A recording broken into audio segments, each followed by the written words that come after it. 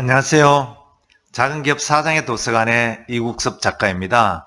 오늘은 노블레스 오블리주를 생각하면서 노블리스 오블리주에 관한 이야기를 해보고자 합니다.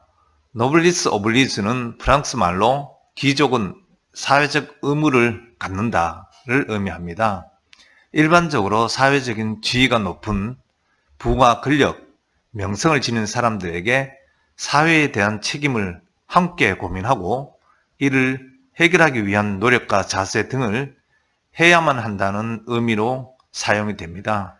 즉, 노블리스 오블리주는 사회 지도층들에게 사회에 대한 책임이나 국민의 의무를 법적인 테두리를 뛰어넘는 도덕적, 윤리적 측면의 자세에 대한 모범적인 실천을 하는 높은 도덕성을 요구하는 말입니다. 하지만 우리 사회는 본래의 뜻보다는 사회 지도층들이 국민의 의무를 실천하지 않고 편법 등을 통하여 이를 회피하는 행태에 대한 문제를 비판하는 부정적인 의미로 많이 사용되고 있습니다.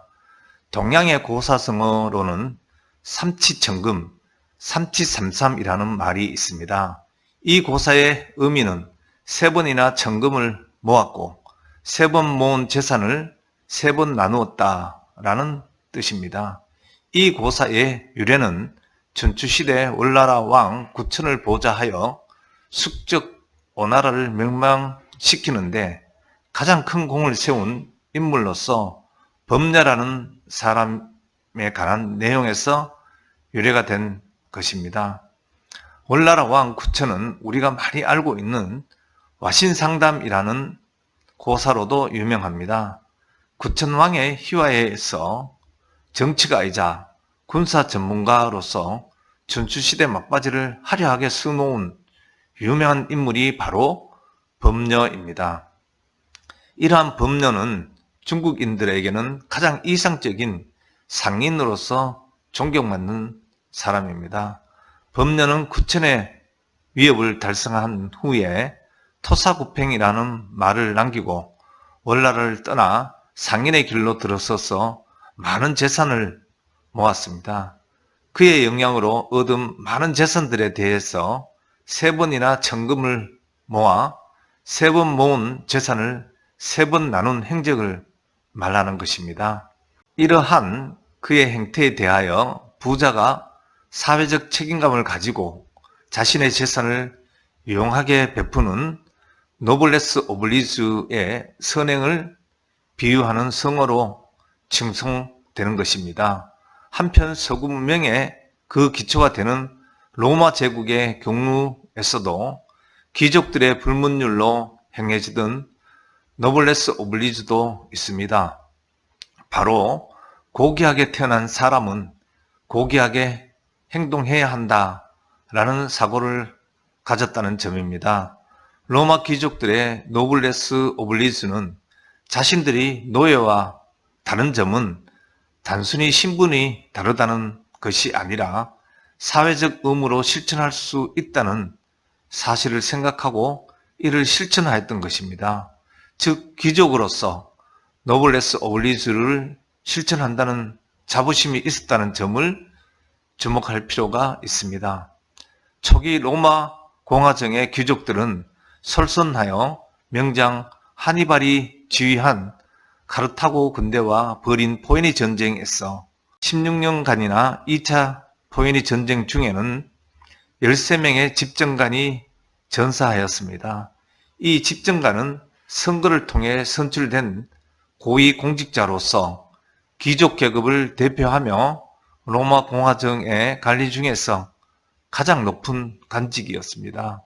또한 로마 공화정에서는 병력 의무를 실천하지 않는 사람은 호민관이나 집정관 등의 고위 공직자가 될 수 없었을 만큼 노블레스 오블리주 실천이 당연하게 여겨졌던 것입니다. 또한 고대 로마에서는 자신의 재산을 들여 공공시설을 신축하거나 개보수한 귀족에 대해서는 해당 귀족의 이름을 딴 건물, 귀족 누가 이 도로를 보수했다 라는 방식으로 선행을 한 귀족의 이름을 붙여 주었습니다. 귀족들은 이러한 방식으로 자신의 이름이 회자되는 것을 최고의 영광으로 생각하였던 것입니다. 고대 로마의 노블레스 오블리주 전통은 미국에도 전송되어서 철강왕 앤드류 카네기가 세운 카네기 멜론 대학이라든가 은행가 존슨 호킨스가 세운 존슨 호킨스 대학교 식으로 설립자의 이름을 붙인 대학 등이 세계적인 리더들을 배출하는 기여를 하고 있습니다. 영국도 영국 왕실 및 왕실에 속한 귀족들을 대상으로 시행하는 징병제가 이에 해당되는 것 같습니다. 영국 왕실 및 왕실에 속한 귀족들의 자녀들은 반드시 영국 병역법과 왕실 내부 규율에 따라 희망하는 일시에 장교의 신분으로 군 복무를 마치도록 되어 있다고 합니다. 아르헨티나와 영국의 전쟁인 포클랜드 전쟁에도 앤드루 왕자가 헬리콥터 조종사로 참전한 것도 그 한 예가 될 수 있을 것입니다. 찰스 왕세자의 둘째 아들 헨리 왕자도 같은 예로 아프가니스탄에서 군 복무를 한 것을 우리는 뉴스에서 많이 접했을 것입니다. 또 우리나라에서는 일제강점기의 독립운동가이며 초대 국무령인 이상용 선생이라든가 또 이혜영 선생과 그의 형제들이 많이 회자됩니다. 1910년 경술국치를 전후하여 이혜영의 6 형제는 조선 안의 기득권을 모두 포기하고 대가족을 이끌고 만주로 망명하였습니다. 이때 국내에 있던 재산을 처분하여 그 가문의 온 가족들이 전 재산 모두를 독립운동에 사용했던 대표적인 예입니다. 그 이외에도 무수히 많은 사례가 있습니다. 노블레스 오블리주는 결국 가진 자가 먼저 베풀고 먼저 행동하고 먼저 희생하고 하는 자세를 말합니다. 즉 사회 지도층에 속한 사람들에게 주어지는 도덕적 의무이며 명예를 유지하기 위해서는 먼저 희생을 해야만 한다는 것입니다. 우리는 기술이 발전하고 생활은 편리해지면서 한편으로는 개인주의와 이기주의가 심각한 사회적 문제로 대두되는 세상을 살아가고 있습니다. 어느새 우리보다는 나를 먼저 생각하는 각박함이 당연하게 느껴지는 그런 세상입니다.